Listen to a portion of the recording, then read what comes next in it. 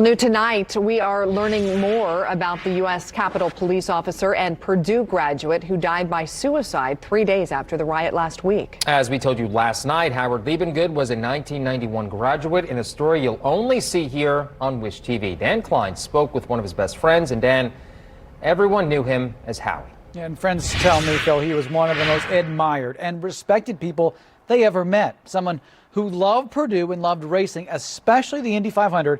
A race he almost had an encyclopedic knowledge of. Just a great guy. He was one of the best. He was loyal.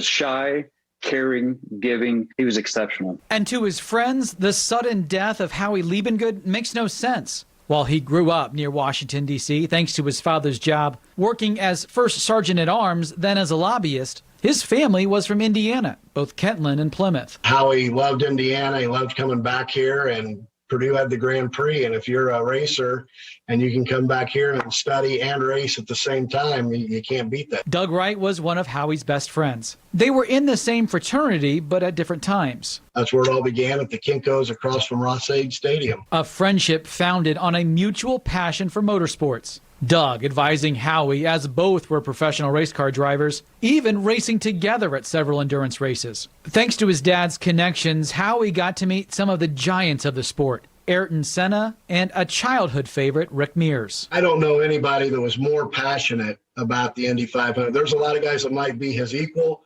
but there was nobody that was more passionate about the Indy 500. But to see his humor and humility, fraternity brother Michael Ricketts says, look no farther than this picture. The professional, Howie, directing kids to get the autograph of another fraternity brother who came out for a visit. The dark-haired Italian looking much more the part of a race car driver than the redhead. You can just see that, how much fun he's having with this. He's loving the fact with the kids coming in, and it just captured the essence of him. As for the events of last week, Doug says he texted Howie and Howie's wife Wednesday night. Doug says Howie had been on the front line of the riot. And word back was he was fine, all was well, just tired and worn out. He first heard news reports Sunday of Howie's death, then got the call from Howie's wife. Pretty empty feeling.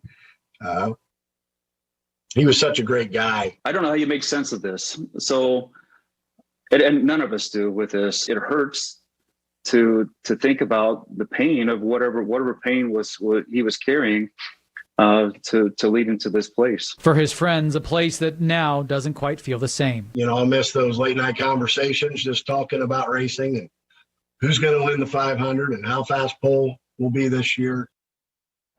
Howie Liebengood would come back to Indiana every couple months for the race and to run the mini marathon as long as he could get the vacation time. Among the well-known figures sending their condolences is John Kerry, whose office was near where Howie was stationed.